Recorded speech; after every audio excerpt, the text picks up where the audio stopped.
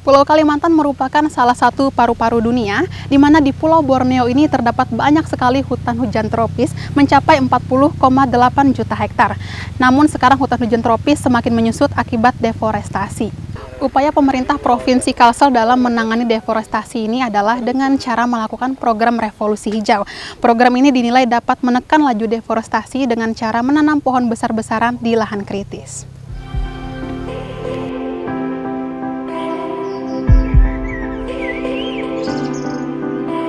Kawasan hutan Kalsel memiliki luas 1,7 juta hektar atau lebih dari 45,69% dari luas keseluruhan daratan Kalimantan Selatan. Di Kalimantan Selatan juga memiliki MH2T atau miniatur hutan hujan tropis yang berada di Kota Banjarbaru. Di sini terdapat keanekaragaman hayati yang bisa kita nikmati sekaligus bisa dipelajari. Hutan di Kalimantan Selatan semakin hari terus mengalami degradasi serta lahan kritis. Pemerintah Provinsi Kalimantan Selatan membangun suatu program yang mampu mengurangi lahan kritis serta pemanasan global. Program ini bernama Revolusi Hijau. Revolusi Hijau merupakan gerakan penanaman pohon besar-besaran yang bertujuan untuk mengurangi lahan kritis serta memberdayakan dan mengembangkan masyarakat sekitar hutan. Ya teman-teman, ini Audi sudah bersama dengan Ibu Fatimatul Zahra. Ya. Ibu ini PLT dari Kepala Dinas Kehutanan Pemprov Kalsel ya Bu? Iya. Dari tanggal berapa Ibu menjabatnya Bu? Tanggal 3 Agustus 2020 setelah Pak Dr. Hanif menjabat sebagai Sekretaris Direktorat Jenderal di Kementerian LHK. Iya, nah ini Bu, kita sedang berada di Taman Hutan Hujan Tropis di Kota Banjarbaru ya Bu. Nah Bu, kalau taman ini sendiri itu berdirinya tahun berapa itu Bu? Ini pertama dibangun itu kita sekitar tahun 2017 dari Kementerian LHK BPDASAL membangun hutan kota, dulu namanya hutan kota, itu 25 hektar yang pertama tanam bersama. Kemudian dalam perjalanan waktu ini kemudian ada pemeliharaan yang dilakukan bersama dengan Dinas Kehutanan yang kemudian diserahkan oleh Bu Menteri ke pemerintah Provinsi Kalimantan Selatan 2019 dengan nama hutan kota atau miniatur hutan hujan tropika. Nah, kemudian pada saat Presiden Jokowi hadir di sini pada acara apa kemarin ya, saya lupa nah. Hari Pers bukan? Hari Pers iya. Ya, Hari Pers Nasional. Ini kemudian berubah nama menjadi Taman Hutan Hujan Tropis Indonesia dan kita bisa lihat di sini Pak Jokowi sendiri yang tanda tangan. Dan ini satu-satunya mungkin yang telah diresmikan oleh Presiden. Iya. Untuk, hutan kota yang berubah menjadi Taman Hutan Hujan Tropis Indonesia. Iya. Nah itu tadi penjelasan dari Ibu mengenai Taman Hutan Hujan Tropis ini. Nanti kita akan membahas lebih lanjut lagi ya Bu dengan tema yang lainnya. Okay.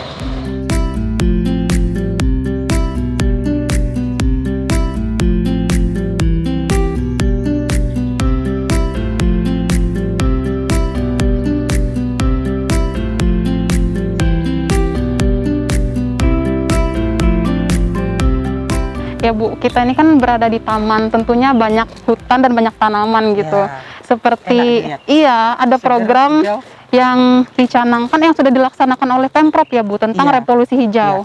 Nah mungkin sebagian masyarakat masih ada yang belum tahu apa sih sebenarnya revolusi hijau itu Bu? Kalau kita bicara tentang revolusi hijau yang telah mencanangkan gerakan ini pada tanggal 3 Februari 2017 yang lalu, itu ditandai dengan penanaman pohon serentak bersama Bupati Wali Kota se-Kalimantan Selatan bersama KPH di 9 KPH pada saat itu. Jadi intinya oleh pemerintah Provinsi Kalimantan Selatan kita ingin menggerakkan semua pihak untuk ikut bersama-sama memperbaiki lingkungan kita dengan cara menanam dan menanam untuk anak cucu kita. Jadi tidak hanya pemerintah, tapi juga melibatkan swasta, kemudian penggiat lingkungan, kemudian ada unsur SKPD, kemudian ada banyak pihak yang semua harus dilibatkan dalam memelihara lingkungan. Kemudian ini disahkan secara legal dengan Peraturan Daerah Provinsi Kalimantan Selatan nomor 7 tahun 2018. Jadi di sana tertulis dengan jelas aturan-aturan atau apa saja yang kita bisa lakukan dalam rangka melaksanakan revolusi hijau. Percepatan pelaksanaan revolusi hijau yang leading sektornya adalah Dinas Kehutanan, ada banyak MOU yang sudah kita laksanakan. Antara lain dalam rangka percepatan pelaksanaan revolusi hijau ini, MOU antara Pak Gubernur dengan perguruan tinggi, kemudian dengan Polda, kemudian ada dengan Danlanal, kemudian ada Danrem, kemudian ada dengan perguruan tinggi baik itu negeri dan swasta, kemudian ditindaklanjuti dengan MOU antara Kepala Dinas Kehutanan pada saat itu dijabat oleh Dr. Hanif Faisal Nurafik Eshut MP yang sekarang beliau menjabat sebagai Sekditjen PKTL di Kementerian LHK. Itu MOU-nya adalah beliau dengan camat se-Kalimantan Selatan. Kemudian dalam rangka ke tingkat yang lebih ke tingkat tapak, itu adalah MOU antara Kepala KPH dengan Kepala Desa, kemudian ada pondok pesantren, ada tingkat sekolah. Intinya kita ingin semua orang tahu apa sih revolusi hijau, kemudian apa yang bisa pemerintah provinsi lakukan terhadap revolusi hijau. Sekarang kita sudah menyediakan bibit hampir di semua daerah di Provinsi Kalimantan Selatan. Kalau di provinsi itu dari BPTH, kemudian kolaborasi dengan Kementerian LHK, itu dari BPDAS HL Barito, itu ada 3 persemaian permanen di sana, Kota Baru, Hulu Sungai, dan Banjarbaru. Kemudian kita di 9 KPH dan Tahura semuanya sudah memiliki persemaian permanen yang bisa dimanfaatkan oleh masyarakat untuk mendapatkan bibit secara gratis. Wah, luar biasa sekali Bu ya peran serta Pemprov ini dalam melaksanakan program revolusi hijau. Luar biasa. Sangat dekat dengan masyarakat seperti itu. Masyarakat bisa mendapatkan bibit gratis. Iya. Nah, kemudian kita diberi pembinaan bagaimana cara penanamannya, bagaimana cara pemeliharaannya, dan juga dibantu dengan sarana produksi, ada pupuk, ada obat-obatan. Paling pada intinya pemerintah provinsi ingin masyarakat selain mereka menanam, mereka juga dapat bantuan untuk tumbuh kembang bibit tersebut. Jadi hasilnya itu pun nanti untuk pemberdayaan dan peningkatan kualitas hidup masyarakat, Bu? Iya, intinya demikian. Artinya sekarang kita kan lagi melakukan pendataan terhadap hasil tanaman revolusi hijau ini. Data sementara itu kurang lebih sekitar 2.000 lebih hektar yang sudah kelihatan hasilnya di 9 KPH. Artinya di 13 kabupaten itu ada 9 KPH kita. Nah, hasil tanaman tersebut kita sudah coba MOU-kan.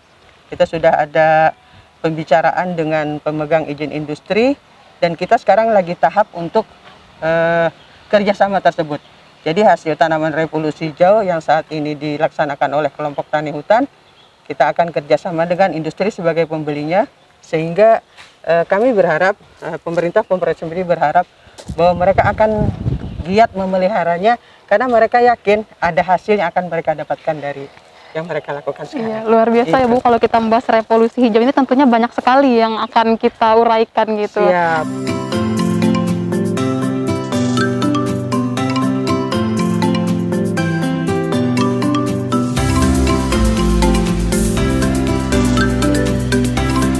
Ya Bu, dari tadi kan kita membahas revolusi hijau gitu.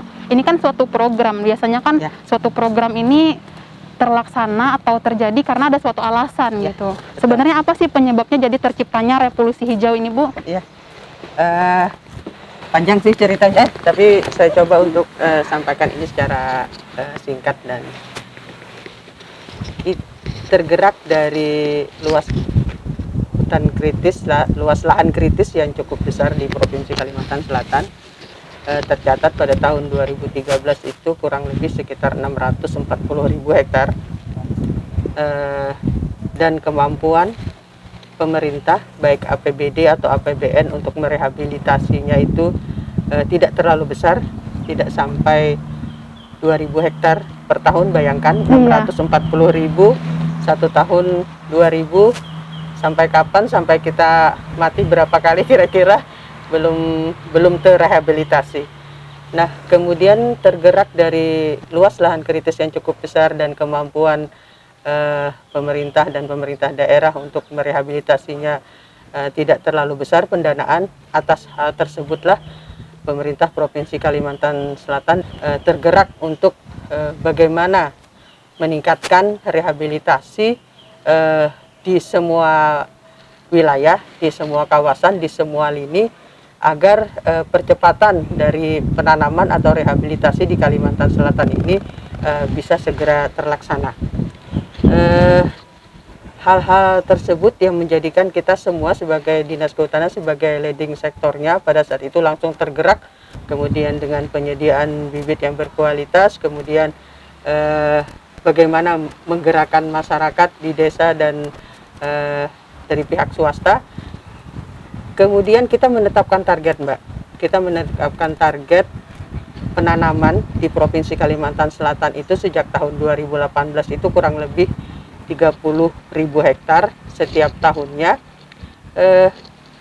Kewajiban penanaman itu pemegang izin konsesi yang paling besar. Jadi untuk izin pinjam pakai kawasan hutan kita targetkan 10.000.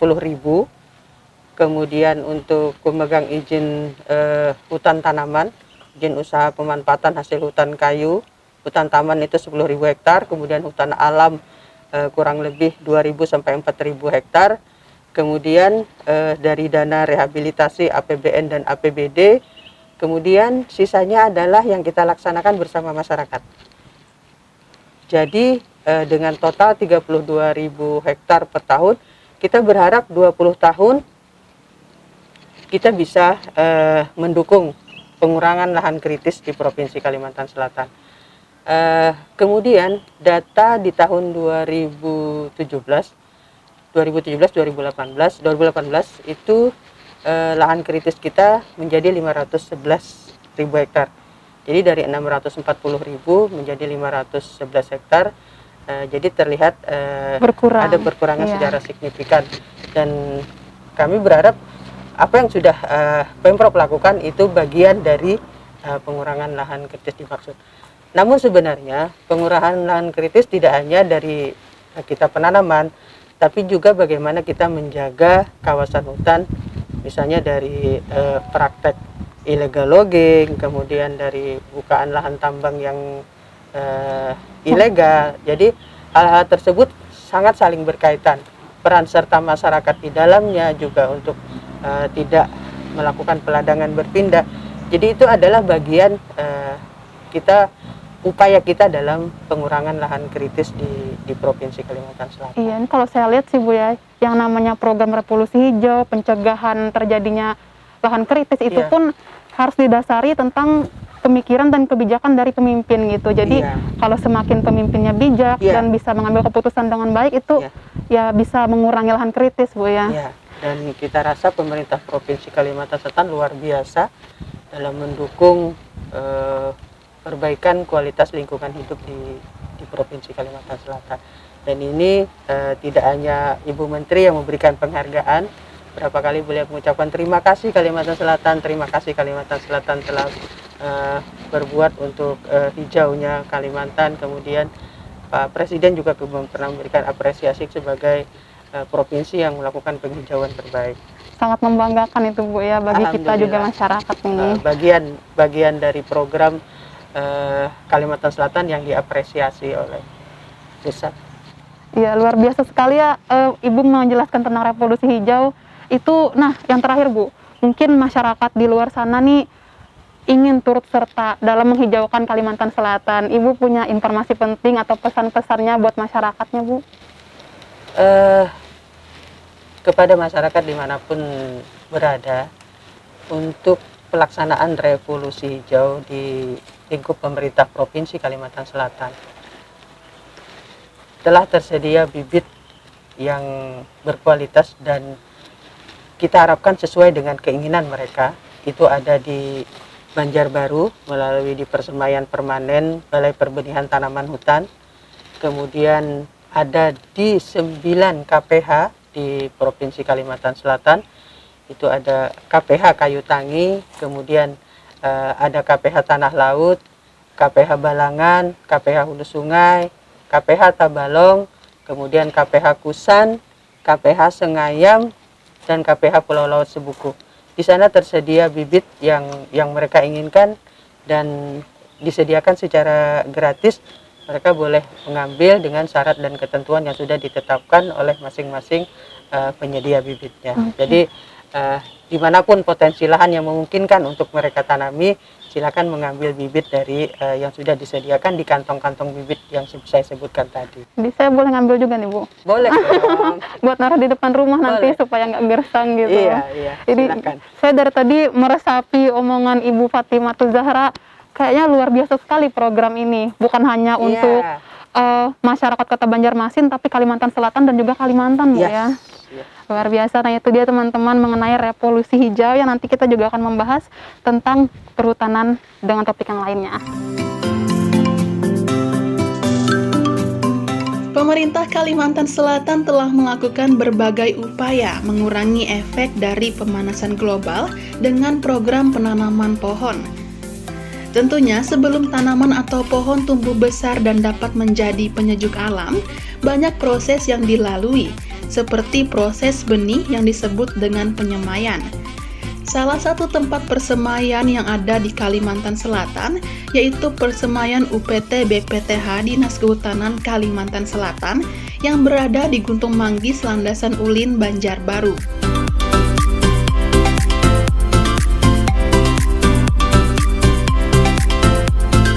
Nah ini Audi sudah berada di persemaian permanen bersama Ibu Yudita Nordiana. Beliau selaku Kepala BPTH. Ibu apa kabar Ibu? Alhamdulillah sehat. Nah mungkin sebagian masyarakat masih belum tahu ini tempat apa Ibu? Iya, ini adalah Balai Perbenihan Tanaman Hutan. Di sini adalah persemaian permanen yang dibangun di tahun 2017. Oh, berarti baru 3 tahun Bu ya? Baru 3 tahun. Tujuannya ini dibentuknya apa ini Bu? Ya, saya cerita dulu. Ini merupakan lagi-lagi adalah komitmen dari Bapak Gubernur Kalimantan Selatan, Bapak Sabiri Nur, dalam upaya pengurangan isu degradasi hutan dan lahan melalui gerakan revolusi hijau, di mana bertujuan untuk memperbaiki kualitas lingkungan hidup melalui penanaman lahan kritis, yang terus-menerus dilaksanakan oleh Dinas Kehutanan Provinsi Kalimantan Selatan dengan target penanaman seluas 32.000 hektar. Oh, besar sekali itu Bu ya. Iya. Kalau begitu apa saja upaya yang sudah dilakukan atau yang akan dilakukan oleh BPTH ini untuk membangun dan membantu kelangsungan revolusi hijau? Dalam upaya mendukung program tersebut, tentunya dibutuhkan bibit yang berkualitas dan jumlah besar dalam waktu yang tepat di musim tanam.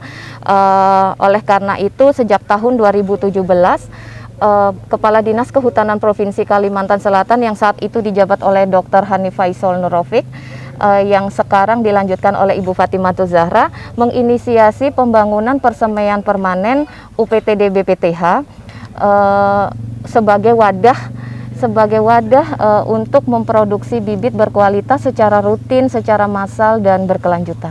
Gitu. Ya, artinya memang di sini disediakan bibit yang sangat unggul untuk pembangunan revolusi hijau itu sendiri. Betul ya Bu sekali, ya. Iya. Kalau untuk luas tempatnya ini sendiri dan juga besar produksinya itu berapa Bu?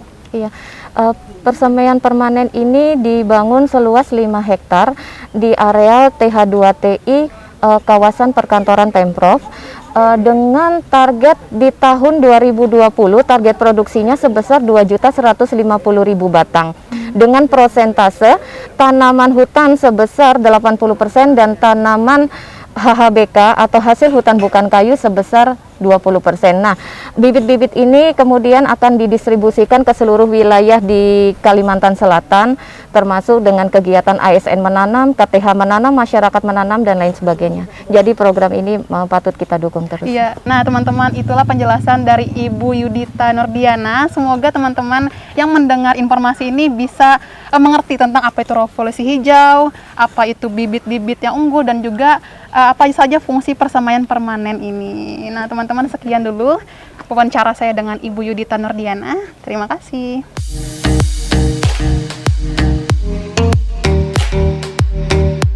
Di Kalimantan Selatan memiliki 9 kawasan pengelolaan hutan atau KPH. Salah satunya adalah KPH Kayu Tangi. Di KPH ini terdapat beberapa bibit tanaman unggul yang diproduksi untuk masyarakat Kalimantan Selatan dan dibagikan secara gratis.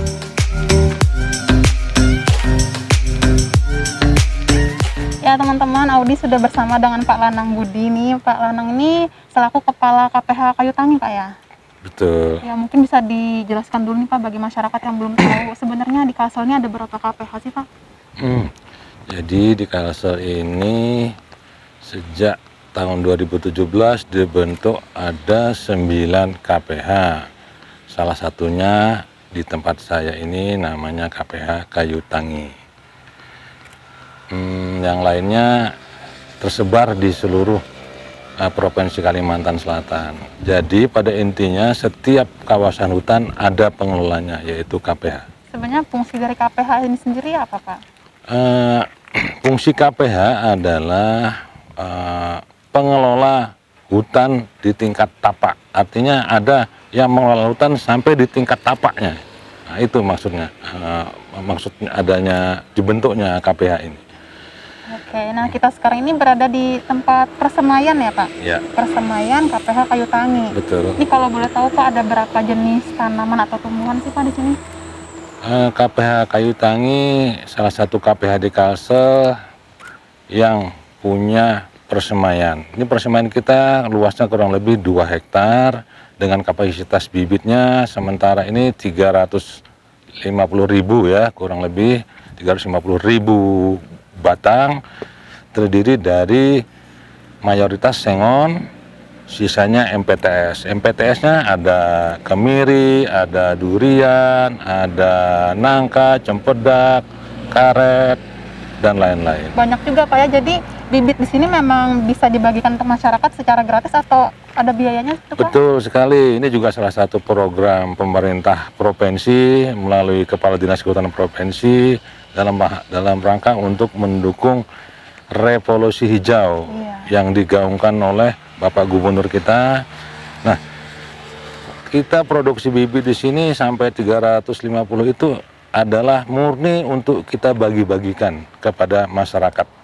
Jadi kepada masyarakat, siapapun yang ingin menanam dimanapun, silahkan datang ke KPH Kayu Tangi. Apa aja itu syaratnya Pak, bagi masyarakat yang pengen ngambil bibit di sini? Syaratnya adalah membuat surat dan mencantumkan di mana mereka akan menanam. Intinya itu, jadi minta boleh tapi nanam di mana harus tahu dulu. Nanti kita akan cek itu soalnya. Jadi memang KPH Kayu Tangi ini pun turut membantu pemerintah dalam melaksanakan revolusi hijau ya Pak ya. Betul sekali. Artinya dengan masyarakat bisa mengambil bibit di sini, mereka bisa menanam baik di depan rumah atau di halaman di mana saja. Betul sekali, di mana saja. Pak Budi, terima kasih banyak atas penjelasannya. makasih. Semoga nanti kita bisa ketemu lagi dan bincang lagi Pak ya. Alhamdulillah. Amin. Oke, terima kasih.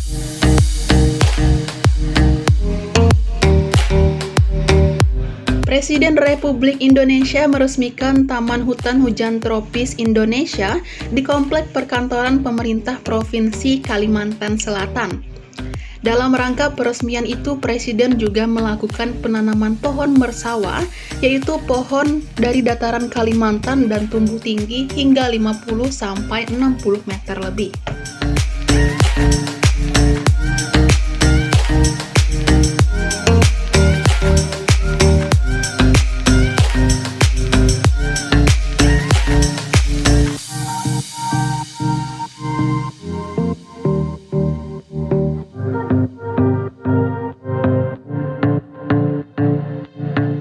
Kalsel mendapatkan alokasi penanaman mangrove seluas 1.000 hektar dari program nasional sebanyak 15.000 hektar. Alokasi bagi Kalsel menjadi yang terluas di Indonesia yang tersebar di wilayah Kabupaten Barito Kuala, Tanah Laut, Tanah Bumbu, dan Kabupaten Kota Baru. Program kegiatan penanaman mangrove dengan metode pemberdayaan masyarakat sekitar diharapkan meningkatkan pendapatan bagi masyarakat di sekitar ekosistem mangrove. Kami bertekad, insya Allah kami bertekad untuk mengawal kegiatan ini semaksimal mungkin agar kegiatan ini berhasil. Dana yang cukup besar, kurang lebih 26 miliar, luar biasa, dan ini harus kita kawal sebaik-baiknya agar kita akan melihat mangrove kita 1.000 hektar ini dengan tumbuh seperti yang kita inginkan. Taman Hutan Raya Sultan Adam merupakan kawasan hutan yang menjadi objek wisata andalan di Provinsi Kalimantan Selatan. Aksi penanaman pohon besar-besaran juga dilakukan di kawasan Tahura guna mengurangi luas lahan kritis. Ya, Audi sudah bersama dengan Ibu Ainun. Bu Ainun ini selaku Kepala Tahura ya, Bu? Iya. Nah, bisa dijelaskan nggak, Bu, gimana sih sejarahnya Tahura Sultan Adam ini bisa sampai sekarang? Jadi Tahura Sultan Adam ini terbentuknya mulai 2008, namun mulai dikembangkan sejak 2010 sesuai dengan SK dari Menteri Kehutanan 164 tahun 2010, meliputi 2 kabupaten, yaitu Kabupaten Tanah Laut dan Kabupaten Banjar, seluas 112.000 hektar. Oh iya, jadi 2010 itu mulai terorganisir semuanya. Iya. Itu, Bu, ya. Nah, lalu apa aja sih yang ada di dalam Tahura Sultan Adam ini, Bu? Kalau di dalam Tahura Sultan Adam sebenarnya sangat banyak ya, tapi yang menjadi unggulan kami antara lain adalah site wisata Mandi Angin. Nah, di dalamnya ini ada beberapa spot wisata yang cukup menarik, antara lain ada habituasi rusa, penangkaran satwa, kemudian ada lagi situs-situs peninggalan Belanda waktu dulu, dan pemandangan yang sangat indah pegunungan itu kita namakan di Bukit Tengger. Oh, Bukit Tengger itu, Bu, ya. Itu kalau peninggalan Belanda ada apa aja di sini, Bu? Kalau peninggalan Belanda itu antara lain adalah kolam pemandian anak-anak, air mandin putri kembar, air terjun mandin putri kembar, kemudian kolam Belandanya itu untuk orang tua ya, kemudian ada lapangan tenis Belanda, kemudian pesanggerahan, sanatorium. Banyak juga, Bu, ya, yang Banyak, bisa dikunjungi. Mungkin kita bisa mengenal sejarah kembali, Iya. bagaimana dulu perjuangan bangsa kita melawan penjajah seperti Iya. itu, Bu, ya. Nah, kalau Ibu ini kan sebagai Kepala Tahura, ada nggak sih kendala-kendalanya dalam mengurus? Ini kan besar sekali, Bu, kendala atau masalah yang pernah terjadi di sini. Kendala-kendala cukup banyak ya sebenarnya, karena terutama adalah kami mempunyai banyak potensi namun masih belum tergali dengan baik gitu. Beberapa spot wisata yang ada di desa-desa di wilayah Tahura Sultan Adam seperti Matangkaladan, kemudian Bukit Arta, Bukit Batas, kemudian ada lagi air terjun Panyaluhan, air terjun Balangian, wisata Bukit Batu, itu semuanya masih belum digali potensinya secara maksimal. Namun mulai tahun 2018 kemarin Desa Wisata Balangian, kemudian Bukit Batu itu sudah mulai kami Iya, ini kan, Bu, beberapa tahun terakhir Pemprov kita sedang menggalakkan revolusi hijau. Nah, Iya. di Tahura ini sendiri, Bu, ada nggak sih turut serta untuk membangun program revolusi hijau itu dalam bentuk seperti apa, Bu? Kalau di Tahura sendiri kami untuk sehari-hari kami selalu melakukan kegiatan penanaman khususnya pada saat musim hujan kemarin, di mana setiap hari kami melakukan penanaman di areal Mandi Angin gitu setiap hari. Kemudian juga ada lagi kegiatan Rehapdas IPPKH di mana saat ini penanamannya sudah lebih dari 20.000 hektar. Oh, luas sekali tuh, Bu, Iya, ya. itu menyebar di beberapa desa di wilayah Tahura Sultan Adam. Ya, nah ini kan sementara masih ditutup, Bu, ya. Apakah sudah ada informasi-informasi gitu kapan tempat ini akan segera dibuka seperti itu, Bu? Untuk sementara kami masih menunggu perintah dari pimpinan dari pemerintah provinsi, dalam hal ini Dinas Kehutanan, karena perintah menutup untuk wilayah Tahura Sultan Adam dan sekitarnya itu memang dari Dinas Kehutanan provinsi, dan kami masih menunggu kapan dibukanya, itu kami siap. Tentunya dengan penutupan seperti ini pun juga mengurangi pendapatan masyarakat, Bu ya. Iya. Berarti kita doakan sajalah semoga pandemi ini segera berakhir supaya kehidupan masyarakat kembali normal seperti itu. Iya. Ya, Ibu, mungkin itu aja sih yang mau ditanyain sama Ibu. Terima kasih banyak informasinya. Mudah-mudahan nanti kita bisa bincang-bincang lagi, Bu ya. Iya, makasih sama-sama. Iya, terima kasih, Bu.